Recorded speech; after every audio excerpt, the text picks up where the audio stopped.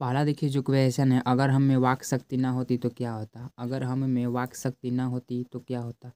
अगर हम में वाक शक्ति ना होती तो हम अपने विचार को आदान प्रदान नहीं कर पाते, बातचीत करने में कठिनाई होती और समझने में बहुत समस्या होती। देखिए इसको सिंपल वे में समझिए।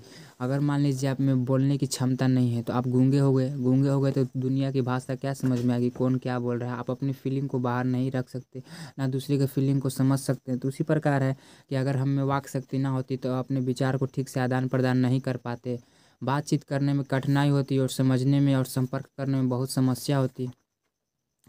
सोच और अनुभव एक दूसरे तक हमारी सोच और अनुभव एक दूसरे तक नहीं पहुंच पाती, यही है। ये दूसरा देखिए क्वेश्चन, बातचीत के संबंध में बेन जॉनसन और एडिसन के क्या विचार थे। ये देखिए दोनों में बहुत कन्फ्यूजन होता है कि एडिसन और बेन जॉनसन का क्या विचार है। ये ऑब्जेक्टिव में ही पूछ सकता है, इसका हम यहीं पर दूर कर सकते हैं। पर हम देखिए बातचीत के संबंध में दोनों विद्वानों का राय निम्न है। देखिए बेन जॉनसन यानी बेन जॉनसन है ना, बेन जॉनसन ब से बेन जॉनसन या ब से बोलने, मनुष्य का रूप का साक्षात्कार बोलने से ही होता है। ब से बेन जॉनसन, ब से बोलने से ही होता है, तो यानी बेन जॉनसन। अब एडिशन याद रखिएगा दो, असल बातचीत सिर्फ दो व्यक्तियों में ही हो सकती है। असल बातचीत सिर्फ दो व्यक्तियों में ही हो सकती है। तीसरा देखिए, हमारी भीतरी मनोवृत्ति प्रतिक्षण नए नए रंग दिखाया करती है। कैसे? हमारी भीतरी मनोवृत्ति प्रतिक्षण नए नए रंग दिखाया करती है। कैसे? बिल्कुल क्लीन बाय समझेंगे।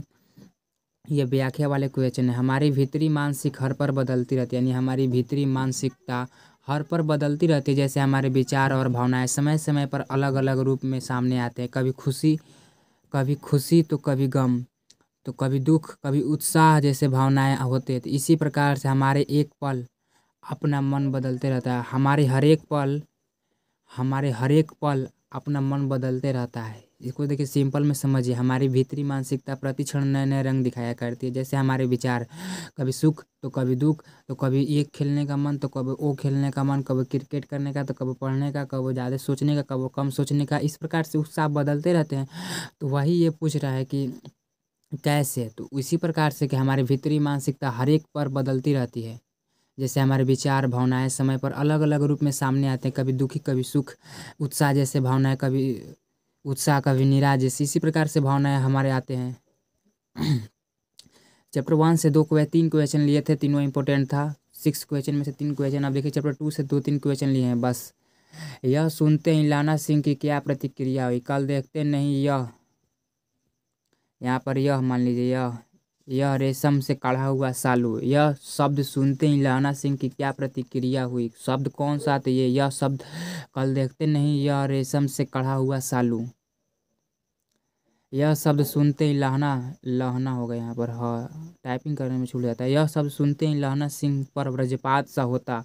उसे बहुत गुस्सा आया। वह अपना सूद बूद दोनों खो बैठता। वह किसी को नाली में ढकेलता तो किसी के सब्जी पर दूध गिरा देता, कुत्ते को पत्थर मारता। ऐसा करते करते वह घर पहुँचता। वो बहुत अंदर से गुस्सा में था। इतना ही लिख दीजिएगा, आप 2 मार्क्स मिल सकता है। देखिए यह शब्द सुनते ही लहना सिंह पर वज्रपात सा होता है। उसे बहुत गुस्सा आता है। वह अपना सूद बूद दोनों खो बैठता है।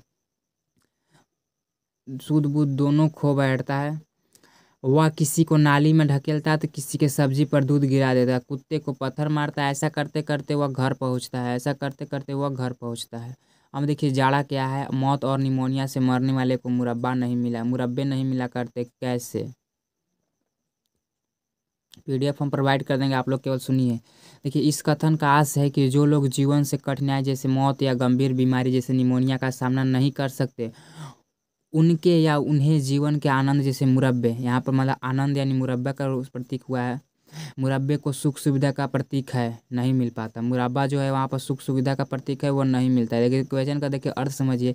इस कथन का आश है कि जो लोग जीवन के में कठिनाई का सामना नहीं करते, वो सुख और दुख से भी परिचित नहीं हो सकते, सुख से भी परिचित नहीं होते। जैसे मौत, यहाँ पर गंभीर बीमारी जैसे निमोनिया का सामना नहीं कर सकते, उन्हें जीवन में आनंद नहीं मिल पाते। इसी प्रकार से है ये क्वेश्चन। अगला है, लहना सिंह के गांव में आया तुर्की मौलवी क्या कहता था। लाना सिंह के गांव में आया तुर्की मौलवी क्या कहता था। लाना सिंह के गांव में आया तुर्की मौलवी कहता था, जर्मनी वाले बड़े पंडित हैं, वेद पढ़कर वे विमान चलाने की विधा जान गए। गौ को नहीं मारेंगे, भारत आएंगे तो गौ हत्या बंद कर देंगे। लाना सिंह के गांव में आया तुर्की मौलवी कहता है कि जर्मनी वाले बड़े पंडित हैं, वेद पढ़कर उसमें से विमान चलाने की विधा जान गए हैं। गौ को नहीं मारेंगे, भारत आएंगे तो गौ हत्या बंद कर देंगे। अब तीसरा है लहना सिंह का दायित्व बोध और उनकी बुद्धि दोनों ही अस्पृहणीय है। लाना सिंह का दायित्व और बुद्धि सराहनीय है। वह एक जिम्मेदार सैनिक के रूप में अपने कर्तव्य को पूरी निष्ठा से निभाता है। जब दुश्मन हमला करता है तो लाना सिंह अपने सूझबूझ के साथ ही सैनिकों को सुरक्षा सुनिश्चित करता है। सीमित संसाधनों के बावजूद वह योजना बनाकर मोर्चे पर डटा रहता है और देश के प्रति अपनी निष्ठा दिखाता है। देखिए फिर से इस क्वेश्चन को समझ लिया। लाना सिंह का दायित्व और बुद्धि दोनों ही सराहनीय है। वह एक जिम्मेदार सैनिक के रूप में अपने कर्तव्य को पूरे निष्ठा से निभाता है।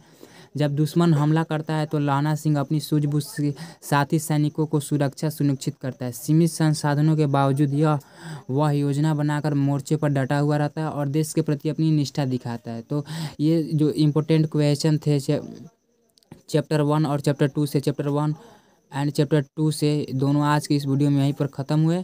तो उम्मीद करता हूँ वीडियो पसंद आए तो धन्यवाद।